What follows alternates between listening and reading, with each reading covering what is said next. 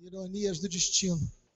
Boa noite a todas e todos, cumprimentando o meu candidato e meu futuro presidente da República do Brasil, Randolph, e Luciana, cumprimento a todos os companheiros e companheiras da mesa. É um prazer estar aqui. Eu quero ser breve, mas quero, antes de qualquer coisa, agradecer profundamente a todas as manifestações de solidariedade, de carinho, de ligações que se espalharam pelo Brasil inteiro de forma também a nos surpreender.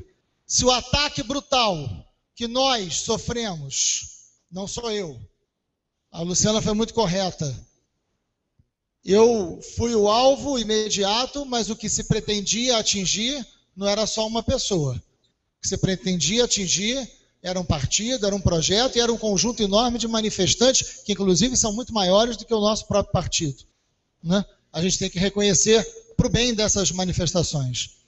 Agora, assim como nos surpreendeu o ataque desonesto, nos surpreendeu também a capacidade de reação da sociedade. E nesse momento a gente descobre, Randolph, que quem está do nosso lado e quem está na luta, talvez seja muito maior do que a gente imagina. Talvez surpreenda a ideia de pequenas ou grandes candidaturas, de fortes ou fracos nomes pré-determinados, aonde, inclusive, de forma deselegante, se pergunta quem que vocês vão apoiar no segundo turno, como se já estivéssemos fora. Né? Não estamos. E, recentemente, a história do Brasil surpreendeu a muitos. Pode surpreender novamente.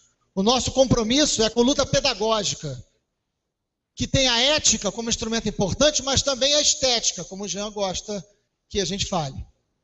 Porque a gente vai aprender a falar, não só o que fala, mas como fala e com quem fala. Nosso diálogo tem que ser amplo, a gente não tem que falar para os mesmos. A gente tem que fazer uma batalha pedagógica das mais profundas, apresentando um programa e radicalizando uma proposta de democracia, de fortalecimento da democracia. E exatamente por acreditar numa campanha pedagógica de convencimento do bom debate político, é que a gente não tem a violência como método. Nunca tivemos a violência como método, mas também não seremos instrumentos de criminalização de nenhum movimento, porque não nos cabe, porque não é a nossa função, e que não podemos escorregar nisso. Por mais que tenhamos diferenças que tenham que ser marcadas claramente, mas os nossos métodos são pedagógicos, de conhecimento, de convencimento, de articulação na sociedade, de debate para além de onde já somos conhecidos, apresentando um programa que ninguém mais vai poder apresentar, não só nas pautas que já nos ocupam, mas em pautas antigas da luta, que se trata e que se trava, Temer, como se eu tivesse esquecido, como a reforma agrária. Como a reforma agrária, como a luta pela terra, como o enfrentamento ao latifúndio, como o enfrentamento à escravidão, que fazem parte de um modo de produção hoje hegemônico no Brasil e que parece inquestionável e que não é. Debater um modelo de desenvolvimento significa debater um programa que tem que ser feito com a nossa militância e com o conjunto da sociedade, que é maior do que a nossa militância, mas que está na resistência. A resistência a todas as opressões não cabe só ao PSOL.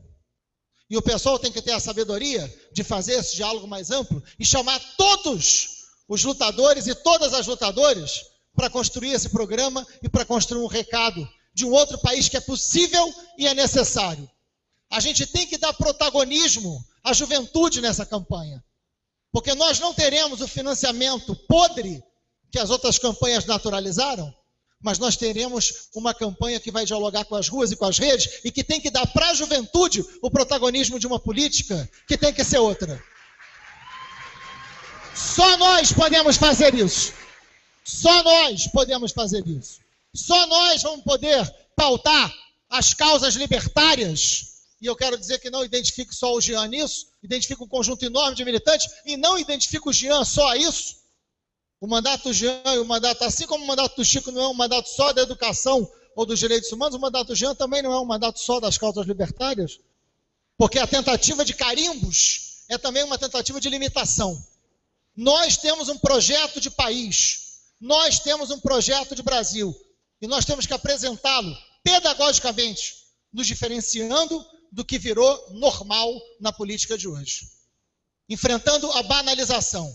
E nesse sentido, para terminar, eu mais uma vez agradeço ao carinho de todos e todas. Eles não conseguiram nos deter dessa vez. Tentaram, foram perversos, foram cruéis, jogaram com a inverdade, e mais do que isso, de forma debochada, disseram o seguinte, inclusive perguntaram isso para o Randolfo na entrevista da Folha: você acha que o Marcelo Freixo está acima do bem e do mal?